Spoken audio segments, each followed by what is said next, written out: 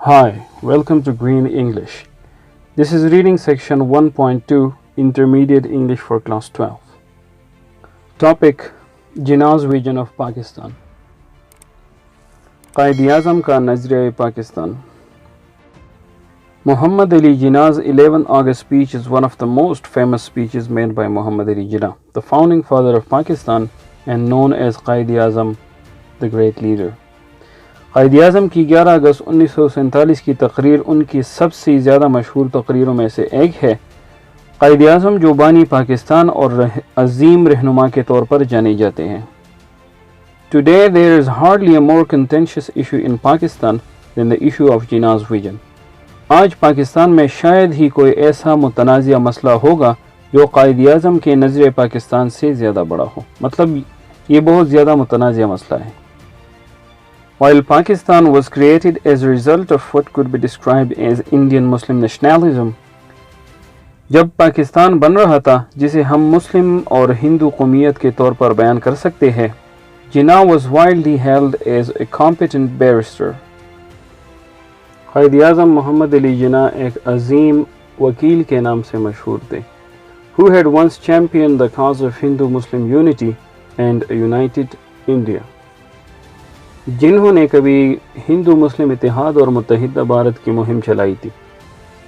When the partition of India finally occurred, जब आखिरकार India मतलब बर्र-ए-सग़ीर की तक़सीम वाक़ई हुई, जिन्ना soon to be Governor General of the Dominion of Pakistan, Mohammad Ali Jinnah जिनको पाकिस्तान हुकूमत का गवर्नर जनरल बनना था, gave expression to his vision of Pakistan in an address to the Constituent Assembly on August 11, 1947. उन्होंने 11 अगस्त 1947 को कानून साज असम्बली के सामने खिताब करते हुए अपनी नज़र पाकिस्तान की वजाहत की। He spoke of an inclusive and impartial government. उन्होंने एक जामे और गैर जानिबदार हुकूमत की तायीद की, जिसमें रिलीजियस फ्रीडम, जिसमें मजहबी आज़ादी, रूल ऑफ लॉ, कानून की पासदारी, एंड इक्वलिटी फॉर ऑल, और सब के लिए मसावात का जिक्र हुआ, मतलब इसकी तायीद की उन्होंने। He also seemed to advocate the separation of the church and the state, or in some books the ideology of Pakistan is also written. उन्होंने मजहब और रियासत की अलहदगी की भी तजवीज़ पेश की, या उन्होंने नज़र पाकिस्तान की तजवीज़ भी पेश की। Mr. President, ladies and gentlemen, सदर मुमलिकत, ख़वातीन व हज़रात, I cordially thank you with the utmost sincerity for the honor you have conferred upon me. मैं तहे दिल से, या आप इस तरह कह सकते हैं, मैं दिल की गहराइयों से आपका शुक्रिया अदा करता हूँ, इंतहाई इखलास के साथ, इस इज़्ज़त अफ़ज़ाई के लिए जो आपने मुझे अता की है। The greatest honor that is possible to confer by electing me as your first president. वो इज़्ज़त अफ़ज़ाई, बहुत बड़ी इज़्ज़त अफ़ज़ाई जो कभी किसी को अता करना मुमकिन हो सकती है, मुझे अपना पहला सदर मुंतखब करके। I also thank those leaders who have spoken in appreciation of my services and their personal references to me. मैं उन रहनुमाओं का भी शुक्रिया अदा करना चाहूँगा जिन्होंने मेरी खिदमत की तारीफ़ की है और मेरे ज़ाती तज़किरे के हैं या हवाले दिए हैं। I sincerely hope that with your support and your cooperation, we shall make this Constituent Assembly an example to the world. मैं इंतहाई इखलास के साथ ये उम्मीद रखता हूँ कि आपकी हिमायत और आपके ताउन की मदद से हम इस कानून साज असम्बली को दुनिया के लिए एक मिसाल बना देंगे। The Constituent Assembly has got two main functions to perform. इस कानून साज असम्बली ने दो फ़राइज़ सरअंजाम देने हैं। The first is the very onerous and responsible task of framing the future Constitution of Pakistan. सबसे पहला काम इंतहाई मुश्किल और बहुत बड़ी जिम्मेदारी वाला काम है जो कि पाकिस्तान के लिए कानून या दस्तूर बनाना है। And the second of functioning as a full and complete sovereign body is the Federal Legislature of Pakistan.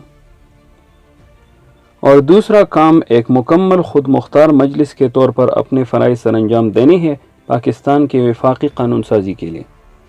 We have to do the best we can in adopt provisional constitution for the Federal Legislature of Pakistan. हमें आर्ज़ी तौर पर कानून साजी इख्तियार करने के लिए वो सब कुछ करना है जो हम कर सकते हैं ताकि पाकिस्तान की वफाकी कानून साजी की जा सके। You know really that not only we ourselves are wondering, but I think the whole world is wondering at this unprecedented cyclonic revolution which has brought about the plan of creating and establishing two independent sovereign dominions in this subcontinent. आपको इस बात का बखूबी इल्म है कि न सिर्फ हम इस बात पर हैरान है, बल्कि मेरा ख्याल है कि पूरी दुनिया इस बेमिसाल तूफ़ानी इनक़िलाब पर हैरान है जिसने बरसग़ीर में दो खुद मुख्तार और आज़ाद हुकूमतों के क़ियाम के मंसूबे को मुमकिन बना दिया है. As it is, it has been unprecedented. There is no parallel in the history of the world. जैसे कि आपको पता है ये बिल्कुल बेमिसाल है, तारीख़ में इसकी शाया निशान कोई चीज़ नहीं मिलती. This mighty subcontinent with all kinds of inhabitants has been brought under a plan which is titanic, unknown, unparalleled. ये ताकतवर बरसग़ीर जिसमें हर किस्म के बाशिंदे रहते हैं एक ऐसे मंसूबे के तहत सामने लाया गया है जो बहुत बड़ा है, बेमिसाल है और इसकी शाया निशान कोई चीज़ नहीं. And what is more important, very important with regard to it is that we have achieved it peacefully and by means of an evolution of the greatest possible character. और ये इस लिहाज से भी इंतहाई अहमियत की हामिल है कि हमने इसे इंतहाई अमन और बहुत बड़ी मुमकिना और इनक़िलाबी किरदार की मदद से हासिल किया है. Dealing with our first function in this assembly, I cannot make any well-considered pronouncement at this moment, but I shall say a few things as they occur to me. हमारा पहला गौर तलब मामला इस असम्बली में ये है, मैं अभी अच्छी तरह सोची समझी राय नहीं दे सकता, लेकिन मैं वो अल्फाज कहना चाहूँगा जो मेरे सामने हैं. The first and the foremost thing that I would like to emphasize is this. सबसे पहला और अहम तरीन चीज़ जिसकी मैं तायीद करना चाहूँगा वो ये है. Remember, याद रखें, that you are now a sovereign legislative body and you have got all the powers. याद रखें कि अब आप एक खुद मुख्तार और कानून साज मजलिस हो और आपको तमाम तर इख्तियारात हासिल है. It therefore places on you the gravest responsibility as to how you should take your decisions. तो इसी वजह से अब आप पर बहुत बड़ी जिम्मेदारी आयद होती है कि आपने अपने फैसले किस तरह करने हैं. The first observation that I would like to make is this. सबसे पहला मुशाहिदा जो मैं करना चाहूँगा वो ये है. You will no doubt agree with me that the first duty of a government is to maintain law and order. आप बेशक मेरे साथ इत्तेफाक करेंगे कि हुकूमत की सबसे अव्वलीन फ़र्ज़ अमन व अमान कायम करना है. So that the life, property and religious belief of its subjects are fully protected by the state. ताकि इसकी रिआया यानी अवाम की ज़िंदगी, जायदाद और मजहबी अक़ीदों की रियासत हिफाजत कर सके. The second thing that occurs to me is this. दूसरी चीज़ जिसका मुझे सामना है वो ये है. One of the biggest curses from which India is suffering. I do not say that other countries are free from it, but I think our condition is much worse. जो कि एक बहुत बड़ी नहूसत या बहुत बड़ी लानत है जिसमें इंडिया मुलविस है. मैं ये नहीं कहता कि दूसरे ममालिक इससे आज़ाद है या वहाँ ये चीज़ें नहीं पाई जाती, बल्कि मेरा ख्याल है कि हमारी हालत बहुत ज़्यादा ख़राब है.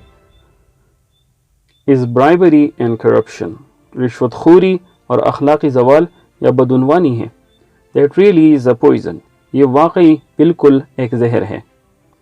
We must put that down with an iron hand. हमें बिल्कुल इंतहाई सख्ती के साथ इसे ख़त्म करना होगा. And I hope that you will take adequate measures as soon as possible, as it is possible for this assembly to do so. और मुझे उम्मीद है कि ये असम्बली जितनी जल्द मुनासिब हो सके इक़दामात लेगी इसके ख़िलाफ़ ताकि इसको ख़त्म किया जा सके. The next thing that strikes me is this. दूसरी चीज़ जिसका मुझे ख़दशा है वो ये है. Here again it is a legacy which has been passed on to us along with many other things, good and bad, has arrived this great evil, the evil of nepotism and jobbery. यहाँ मैं ये वाज़ेह करता चलूँ कि ये भी हमें विरसे में मिली है और हम तक आ पहुँची है. कई और चीज़ों के साथ, अच्छी चीज़ों के साथ और बुरी चीज़ों के साथ एक बड़ी बुराई हम तक पहुँच चुकी है और वो बुराई बेईमानी और तरजीही सलूक है. I want to make it clear, quite clear, that I shall never tolerate any kind of jobbery, nepotism or any influence directly or indirectly brought to bear upon me. मैं ये बात वाज़ेह कर देना चाहता हूँ कि मैं किसी किस्म की बेईमानी और तरजीही सलूक को बर्दाश्त नहीं करूँगा, न कोई असर रसूख बराह रास्त या बिला वास्ता बर्दाश्त करूँगा. Whenever I find that such a practice is in vogue or is continuing anywhere, low or high, I shall certainly not countenance it.